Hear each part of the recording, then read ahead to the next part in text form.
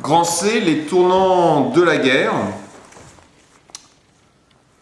Tout d'abord, c'est la puissance américaine qui rentre véritablement en jeu. La mondialisation du conflit se poursuit et s'amplifie lorsqu'en décembre 1941, les Japonais attaquent la base de Pearl Harbor dans le Pacifique Nord.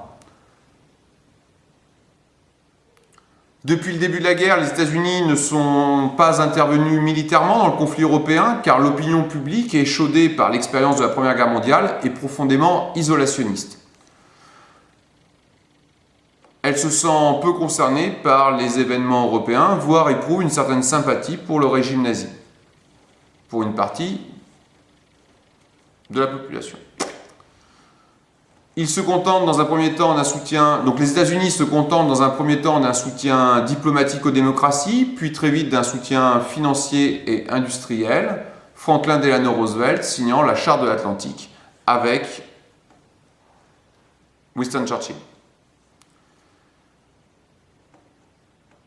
Roosevelt réaffirme avec force son hostilité au régime nazi. Successeur moral de Wilson, adepte d'une diplomatie morale, il veut imposer un ordre diplomatique pacifié sous l'égide d'une nouvelle organisation basée sur les décomptes de la SDN.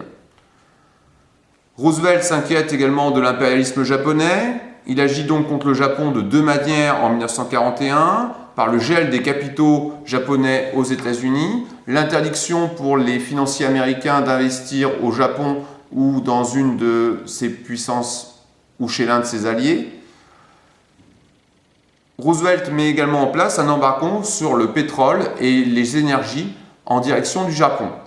Les Japonais analysent ces deux mesures comme une agression car elles les empêchent de progresser en Chine et en Asie du Sud-Est, où ils ont enfoncé les lignes de défense anglaises à Singapour et en Indochine contre la défense française. Sans déclaration de guerre préalable, l'Empire du Soleil Levant bombarde Pearl Harbor, base où se trouvait une partie de la flotte américaine du Pacifique, le 7 décembre 1941. Les États-Unis se retrouvent donc impliqués directement dans la guerre, sans doute plus tôt qu'ils ne le souhaitaient. Enfin, la bataille fait rage sur les mers et les océans, c'est le cas dans le Pacifique avec la lutte entre Japonais et Américains. Donc le conflit s'étend dans le Pacifique.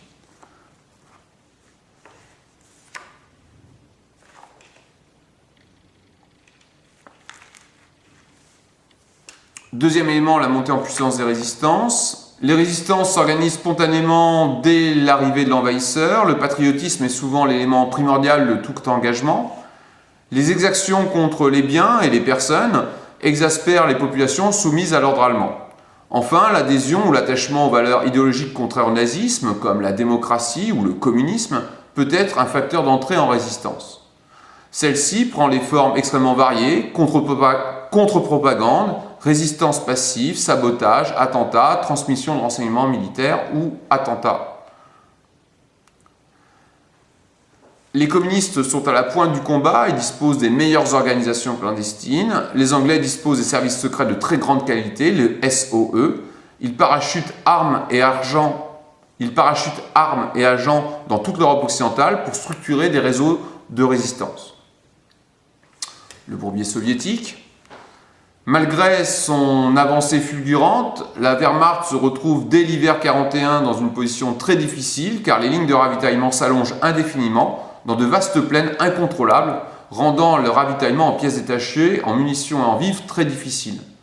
Les soviétiques pratiquent la politique de la terre brûlée pour ne laisser aucune ressource aux Allemands, dont l'armée souffre rapidement de problèmes de ravitaillement. L'espoir d'une guerre éclair, basée sur la supériorité matérielle et stratégique, s'efface devant les réalités territoriales et climatiques du géant russe. Des groupes de partisans s'attaquent à des éléments isolés de la Wehrmacht, tandis que le gros de l'armée rouge se replie à l'est, soutenu par les industries qui avaient largement été redéployées dès 1938.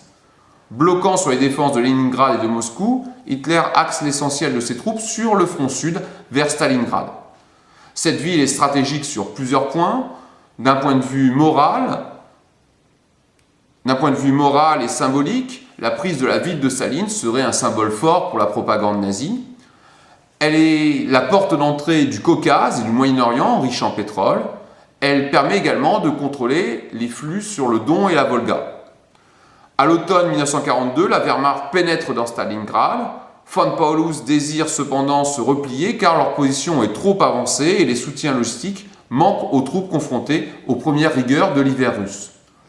Les combats urbains sont rudes et défavorisent les Allemands dont la supériorité numérique et militaire ne pèse pas face à la bonne connaissance du terrain des soldats et surtout leur motivation accrue par la répression des commissaires politiques.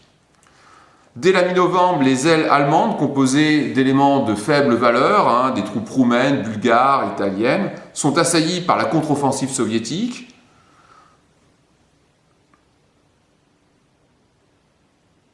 L'encerclement est opéré dès le mois de décembre et von Paulus n'arrive pas à briser. L'encerclement ne peut être brisé par les blindés de von Manstein et cet encerclement réduit à la famine des centaines de milliers de soldats,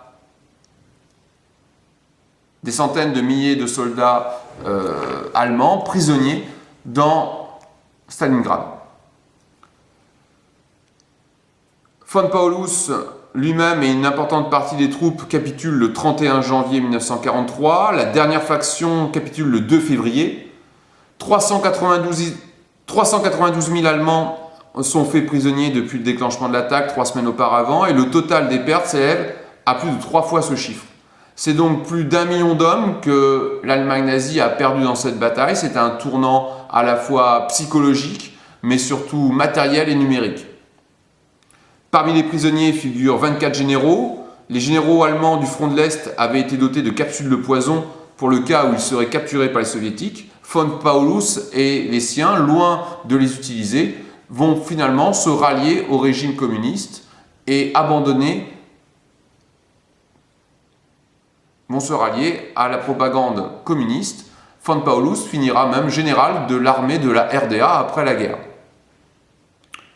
L'effondrement de Stalingrad agit comme un poison dans l'esprit des généraux allemands, où qu'ils fussent, sapant leur confiance dans la stratégie qu'ils étaient chargés d'appliquer. Moralement plus que matériellement, le désastre subi par l'armée à Stalingrad eut des conséquences dont l'armée allemande ne se remit jamais.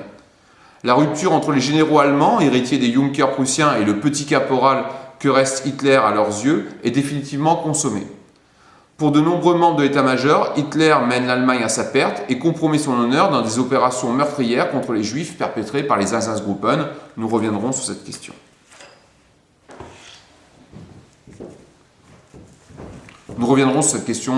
Plus tard.